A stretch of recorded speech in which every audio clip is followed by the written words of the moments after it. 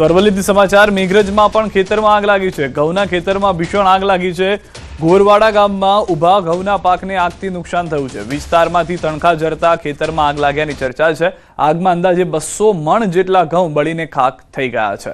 અહીંયા પણ એ જ પરિસ્થિતિ જોવા મળી રહી છે। છેલ્લા 3 થી 4 દિવસમાં અલગ અલગ જગ્યાએ અલગ અલગ ઘટનાઓમાં મુખ્ય કારણ વિસ્તારમાંથી તણખા હોવાનું જાણવા મળી રહ્યું છે। આ તરફ દાહોદથી સમાચાર ખાનગી બસમાં આગ લાગી ગઈ છે। રાપડાલ નજીક ખાનગી બસમાં આગ લાગી છે। ગઈકાલે ખાનગી ટ્રાવેલ્સનું ટાયર ફાટતા ગાડી રસ્તા પરથી નીચે પલટી હતી। ત્યારબાદ આજે ગાડીમાં ગેસ વેલ્ડિંગનું કામ ચાલી રહ્યું હતું, તે દરમિયાન આગ ભભૂકી ઉઠી છે। આગ લાગતા અફરાતફરીનો માહોલ સર્જાઈ ગયો હતો। ફાયર ફાઈટર ઘટના સ્થળે પહોંચી આગ પર કાબુ મેળવવાના પ્રયાસો હાથ ધર્યા। આગની ઘટનામાં બસ બળીને ખાખ થઈ ગઈ છે।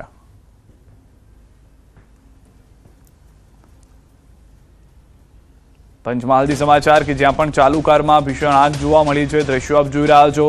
પાવાગઢ નજીક ચાલુ કારમાં આગ લાગી ગઈ હતી। કાર ચાલકની સમય સૂચકતાથી જાનહાનિ ટળી ગઈ હતી। આગને પગલે સમગ્ર વિસ્તારમાં ભારે અફરાતફરીનો માહોલ સર્જાઈ ગયો હતો। ફાયર વિભાગે ઘટના સ્થળે પહોંચીને આગ પર કાબુ મેળવી લીધો છે, પરંતુ જાણકારી પ્રમાણે સમગ્ર ગાડી બળીને ખાખ થઈ ગઈ છે।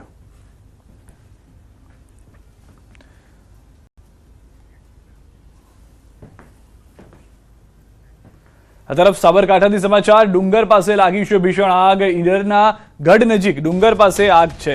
કાળઝાળ ગરમી વચ્ચે ગઢ વિસ્તારમાં આગ પ્રસરી હોવાની જાણકારી પણ છે। આગ પ્રસરતા સ્થાનિક લોકોએ બુઝાવવા માટે પ્રયાસ હાથ ધર્યા હતા।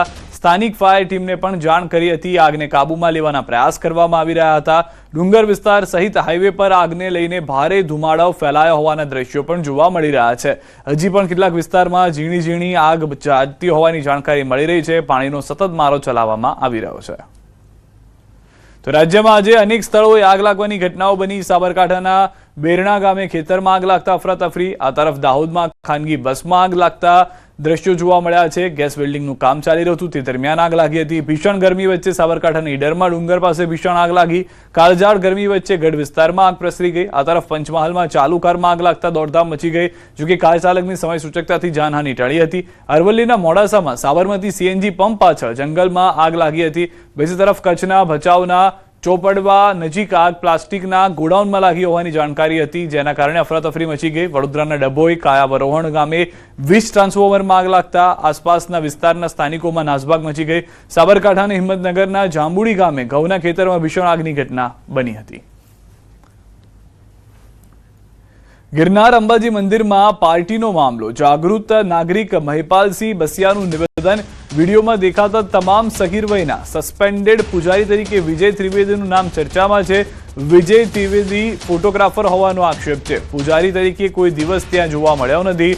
અન્ય વ્યક્તિને પૂજારી તરીકે ત્યાં રાખ્યા હોવાનો આક્ષેપ છે। તંત્રને હું એટલું કહેવા માંગુ છું કે તંત્રમાં જે કોઈ પણ આ મંદિરના મહંત તરીકે પૂજારી તરીકે જે કોઈ પણ હતા ત્યારે કેમ નહોતા, હાજર નહોતા કે શું હતું, પહેલા તો એ તપાસ કરો। અને જે સમયનો વિડીયો છે તો એ વિડીયો કેણે ઉતારેલો છે એનું પણ નામ હું જાહેર કરીશ। એ પણ હું પકડવા માંગુ છું, એને પણ હું આમાં તમારા મીડિયા મારફતે હું બતાવીશ।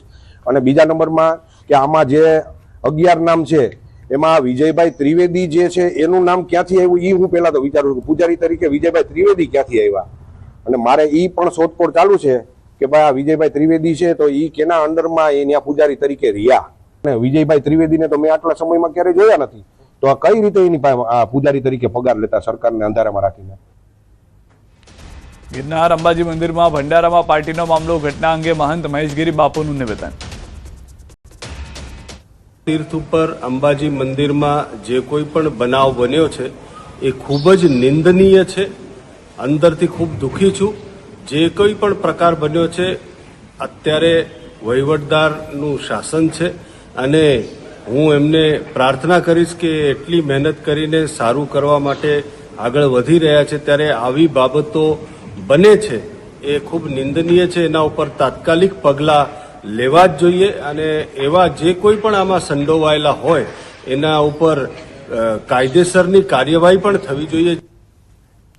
દાહોદથી સમાચાર। લગ્નમાં આવેલા વૃદ્ધા પર દીપડાનો હુમલો। રબાડા તાલુકાના મીનાક્યાર ગામની ઘટના છે। 70 વર્ષીય વૃદ્ધા પર એકાએક દીપડાએ હુમલો કરતા ઇજાગ્રસ્ત થયા।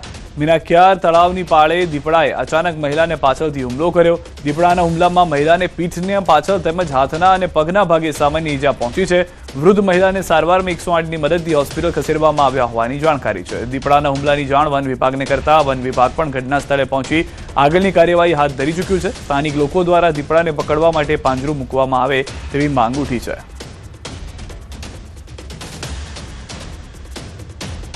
પેટ્રોલિયમ મંત્રી હરદીપસિંહ પુરીનું લોકસભામાં નિવેદન. ભારતમાં પેટ્રોલ ડીઝલની કોઈ અછત નથી. ભારત પાસે પર્યાપ્ત જથ્થો છે તેવું તેમના તરફથી કહેવામાં આવ્યું છે. એલપીજી ગેસ પર પેનિક થવાની જરૂર નથી.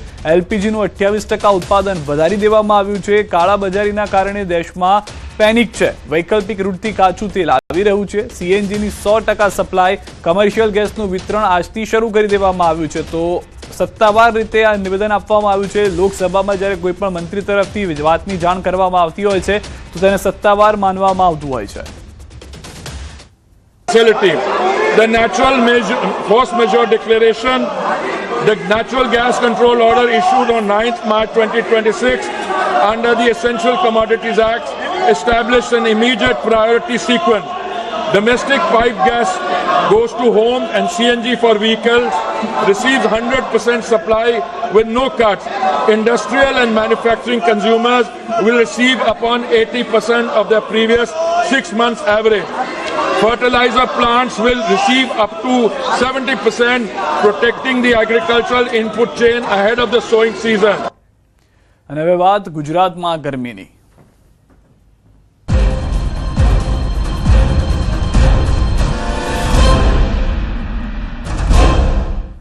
ગુજરાતમાં હજુ 2 દિવસ આકાશી અગનવર્ષા. 2 દિવસ સુધી ગુજરાતમાં હીટવેવની આગાહી. ગરમી અંગે હવામાન વિભાગની મોટી આગાહી. આજે 2 જિલ્લામાં ઓરેન્જ અને 12 જિલ્લામાં યલો એલર્ટ. રાજકોટ, સુરેન્દ્રનગરમાં આજે ઓરેન્જ એલર્ટ. કચ્છ, બનાસકાંઠા, મોરબી, જૂનાગઢ, પોરબંદર, અમરેલી, પાટણ, ગાંધીનગર, અમદાવાદ, આણંદ, વડોદરા, સુરતમાં યલો એલર્ટ. દિવસમાં તો ગરમ રહેશે જ, સાથે રાત્રિ પણ ગરમ રહેશે. 3 જિલ્લામાં આજની રાત્રિ પણ ભારે ગરમ રહેશે. ગાંધીનગર, અમદાવાદ, આણંદની આજની રાત ગરમ. કાંઠાના ભાગમાં ભેજવાળા ગરમ પવન ફૂંકાશે. કાંઠાના ભાગોમાં અકળામણનો અનુભવ થઈ શકે છે. 42.3 ડિગ્રી સાથે આજે સૌથી ગરમ વલ્લભ વિદ્યાનગર રહ્યું. માર્ચમાં ત્રીજી વખત વલ્લભ વિદ્યાનગર ગરમ નોંધાયું. 48 કલાક બાદ ગરમીમાંથી મળી શકે છે આંશિક રાહત. आज हम ऑरेंज वार्निंग दे रहे हैं सौराष्ट्र कच्छ में, जो सुरेंद्रनगर और राजकोट के लिए आज ऑरेंज वार्निंग दिया गया है.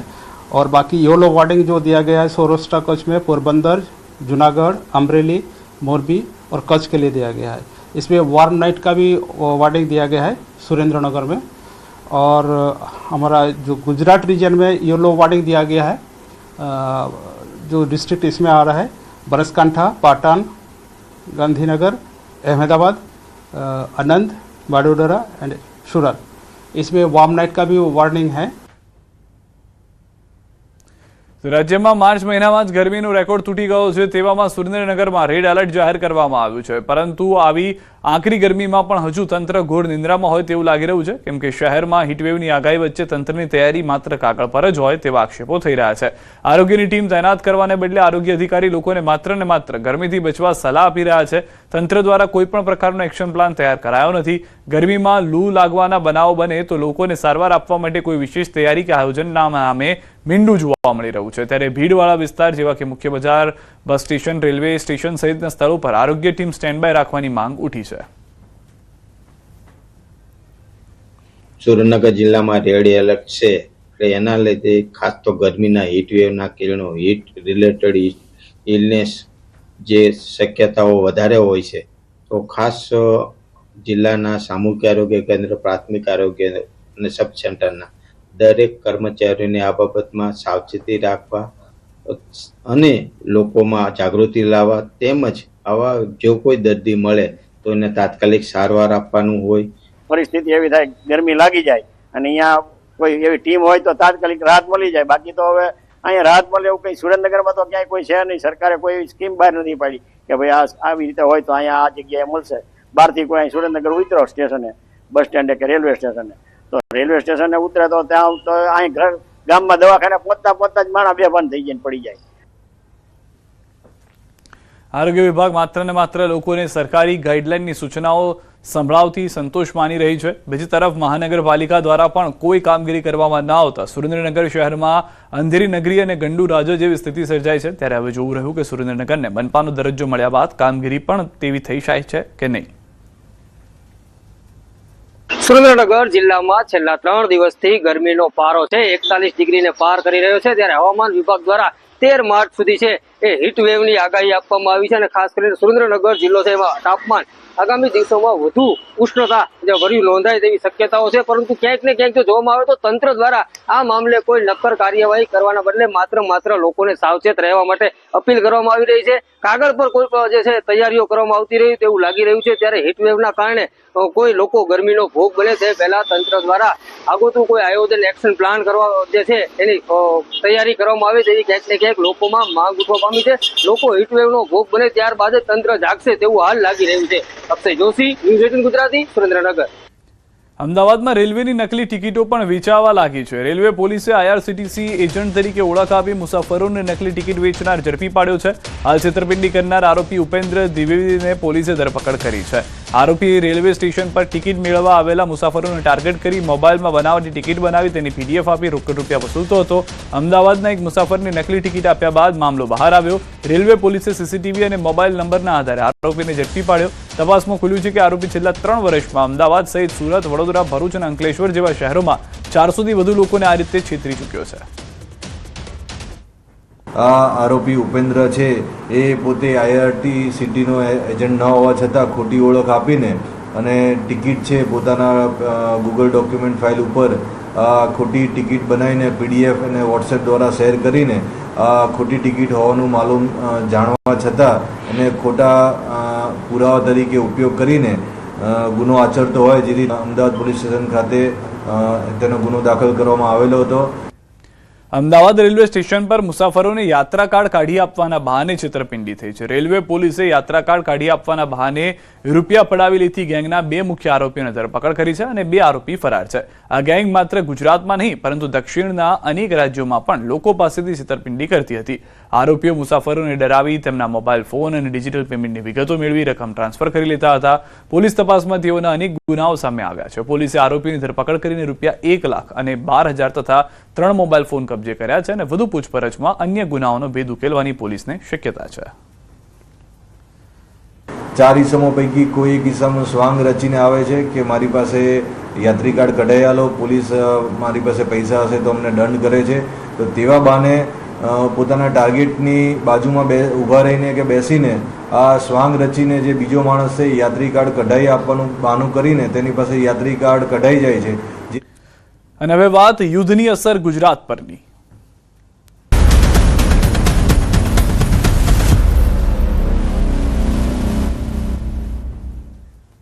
રાજ્યભરમાં રાંધણ ગેસની રામાયણ શરૂ થઈ છે. કેટલાય વિસ્તારોમાં લોકો ગેસની બોટલ માટે લાંબી લાઈનોમાં ઉભા રહ્યા હોય એવા દ્રશ્યો સામે આવ્યા છે. સુરતના ઉધના વિસ્તારમાં રાંધણ ગેસ માટે લોકોની લાંબી લાઈનો જોવા મળી રહી છે. સ્થાનિક લોકોનો આરોપ છે કે ગેસ એજન્સી ડિસ્ટ્રીબ્યુટર કાળાબજારી કરી રહ્યા છે. યુદ્ધની સ્થિતિના પગલે અમદાવાદમાં કમર્શિયલ ગેસ સિલિન્ડરની અછત સર્જાઈ છે. ગેસ સપ્લાયમાં અનિશ્ચિતતા વધતા નાના રેસ્ટોરન્ટ સંચાલકો મુશ્કેલીમાં મુકાયા છે. વિકટ પરિસ્થિતિને ધ્યાનમાં રાખીને કેટલાક રેસ્ટોરન્ટ સંચાલકોએ વિકલ્પ તરીકે કોલસાનો સ્ટોક કરવાનું શરૂ કર્યું છે. અનેક સ્થળોએ સગડી પર કોલસાના બળતણથી રોટી અને શાક બનાવવાની ફરજ પડી રહી છે. આ તરફ ફરસાણની દુકાનમાં પણ રાંધણ ગેસની અસર જોવા મળી છે. રાજકોટ સહિત સમગ્ર રાજ્યમાં કમર્શિયલ ગેસના ઉપયોગ અંગે તંત્ર દ્વારા નિયમો વધુ કડક બનાવવામાં આવ્યા છે. ત્યારે રાજકોટ શહેરમાં પુરવઠા વિભાગ દ્વારા હોટલ અને રેસ્ટોરન્ટમાં ચેકિંગ હાથ ધરાયું છે. જેમાં ખાસ કરીને હોટલ રેસ્ટોરન્ટમાં ઘરેલું ગેસ સિલિન્ડરનો ઉપયોગ તો નથી થતો તેની તપાસ કરવામાં આવી રહી છે. ગઈકાલે એક જ દિવસમાં 20 થી વધુ સ્થળોએ ચેકિંગ કરવામાં આવ્યું, જેમાંથી એક દુકાનમાંથી ઘરેલું ગેસ સિલિન્ડર મળી આવતા નિયમ મુજબ કાર્યવાહી કરવામાં આવી. આજે પણ શહેરના રેસકોર્સ રિંગ રોડ પર વિવિધ સ્થળોએ તપાસ ચાલુ રાખવામાં આવી છે. અધિકારીઓએ જણાવ્યું છે કે મર્યાદાથી વધુ અથવા ગેરરીતિ રીતે ગેસ સિલિન્ડર મળી આવશે તો કાયદેસરની કાર્યવાહી કરવામાં આવશે. હાલમાં રાજકોટની વિવિધ હોટલો ખાતે જ્યારે ફાસ્ટ ફૂડની સ્ટોલ ખાતે જ્યાં આગળ કોમર્શિયલ બોટલનો અથવા ઘરેલું બોટલ હોય તો ઘરેલું બોટલનો યુઝ નહીં થઈ રહ્યો કોમર્શિયલના બદલે એનું સઘન ચેકિંગ હાથ ધરવામાં આવ્યું. ટોટલ 20 થી 25 હોટલોમાં ચેકિંગ હાથ ધરવામાં આવ્યું હતું. ત્યાંથી ત્રિકોણબાગ સુધી એમાં અંતર્ગત એક સર્વેશ્વર ચોકમાં દીપ સેન્ડવિચ ખાતે એક ઘરેલું બોટલ મળી આવી હતી, તેનું સીઝ કરીને જપ્તી લેવામાં આવી છે. જ્યાં પેસોનું સર્ટિફાઈ ના હોય ત્યાં 100 kg સુધીની જ બોટલો રાખી શકે, એટલે 7 થી 8 વધુ 7 બોટલ રાખી શકતા હોય. વધુ બોટલ જો રાખવામાં આવે તો એની જપ્તી લેવામાં આવે છે. મામલતદારશ્રીની હાજરીમાં એક કાર્યવાહી કરવામાં આવતી હોય છે. ઈરાન ઇઝરાયલ યુદ્ધ વચ્ચે જાણે શાંત થવાનો મામલો જ ન જોવા મળતો હોય તે રીતની પરિસ્થિતિ છે. ઈરાન દ્વારા ઉત્તર ઇઝરાયલના ખાનિયાલ વિસ્તારમાં મિસાઇલનો મારો કરવામાં આવ્યો, જેના કારણે ત્યાં નુકસાન પહોંચ્યું, તો સામે ઇઝરાયલ પણ વળતા પ્રહાર કરી રહ્યું છે. ત્યારે આ યુદ્ધની પરિસ્થિતિ વચ્ચે ન્યૂઝ 18ના સંવાદદાતાનો ઇઝરાયલથી ગ્રાઉન્ડ રિપોર્ટ જુઓ. मैं इस वक्त इसराइल के खनियल इलाके में हूं, जहां आप देख सकते हैं कितना बड़ा गड़ा हुआ है, क्योंकि यहां अभी थोड़ी देर पहले ईरान की तरफ से एक मिसाइल अटैक लॉन्च किया गया और मिसाइल यहां पे गिरा. ये आप देख सकते हैं, यहां का हाल मैं दिखाने की कोशिश करूंगा. यहां इर्द गिर्द बहुत ज्यादा तबाही हुई है. थोड़ी देर पहले ये अटैक हुआ है, तो ये आप देख सकते हैं क्या हाल है यहाँ पे.